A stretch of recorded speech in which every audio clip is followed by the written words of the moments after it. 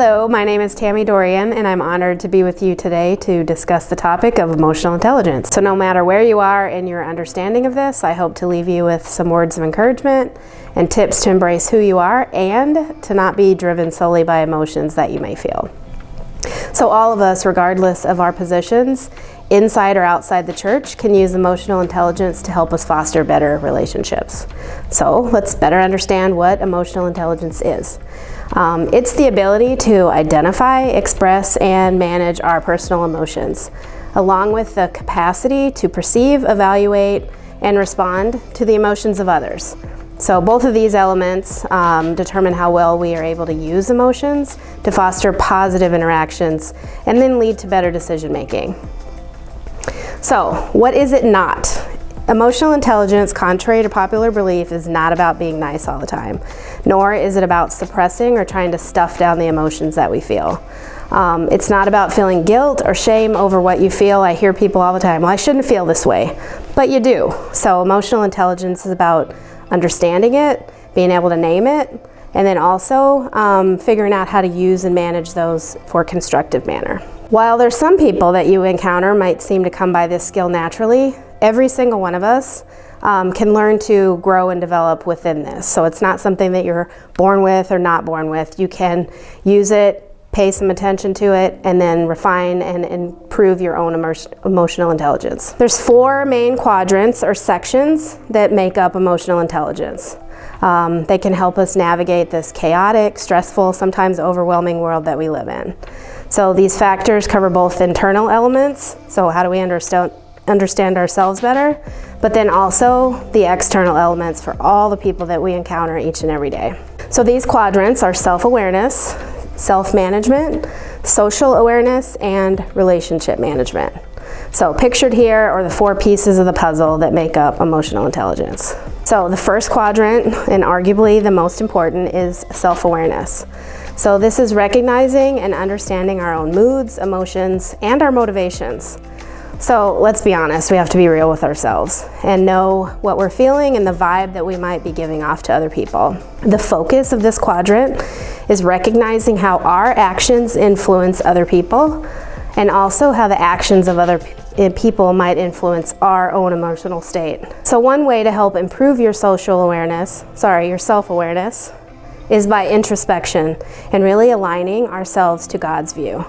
So key verse here is Psalm 139, 23 and 24. Search me, O God, and know my heart. Test me and know my anxious thoughts.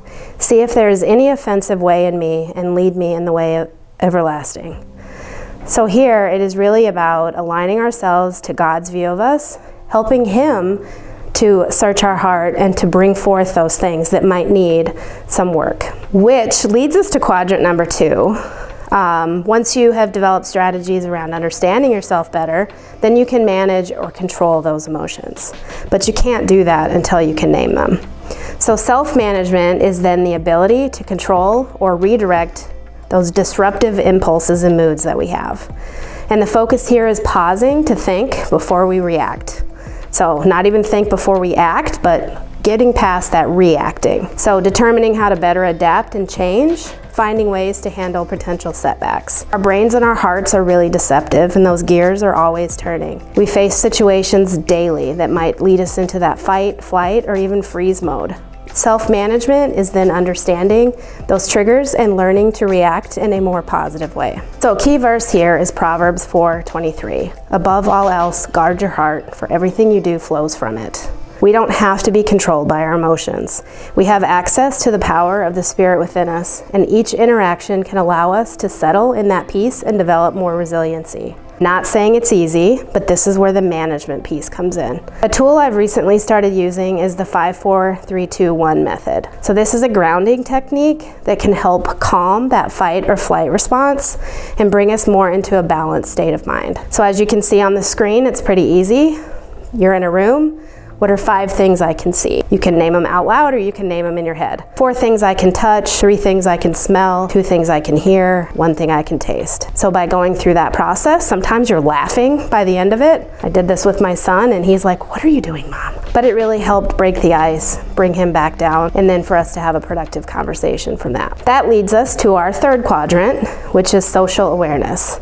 This is understanding the emotions of others and learning how to react to them appropriately. Our brains make such quick connections. Social awareness is the ability to see what's going on and make good judgments about what is happening. The focus here is on observation. It's about taking those blinders off, getting past those judgments, dealing with those potentially uncomfortable dynamics, creating active listening, and having empathy or being able to put ourselves in the shoes of others. Social awareness is about being able to notice the changes that happen, even subtly, with moods, actions, or behaviors of individuals and teams. Did you know that only 7% of communication are the words that we speak? So social awareness is about navigating that other 93% to help us better understand what's actually going on. So then what should we observe for? A key verse here is Galatians 5:22 and 23. So aligning our observations to the fruit of the Spirit. But the fruit of the Spirit is love, joy, peace, patience, kindness, goodness, faithfulness, gentleness, and self-control. Even in a worldly context, teams want to engage in a joyful, patient, kind environment. So this can help us to have ways to utilize the fruit of the Spirit as the mechanism for making those observations about when something might be off track with individuals.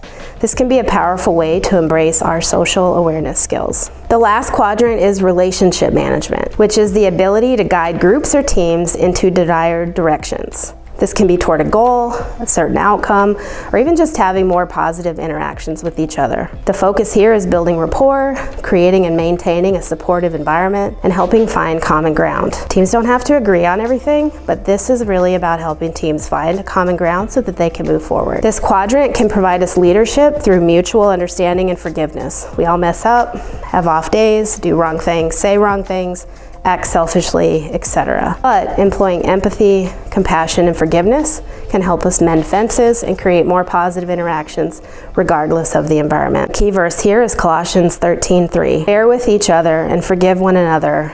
If any of you has a grievance against someone, forgive as the Lord forgave you. Christian values such as forgiveness, yes, even in a worldly workplace, can offer a guide for building and maintaining relationships. I want to be clear that this isn't saying we aren't to hold each other accountable for our actions and behaviors.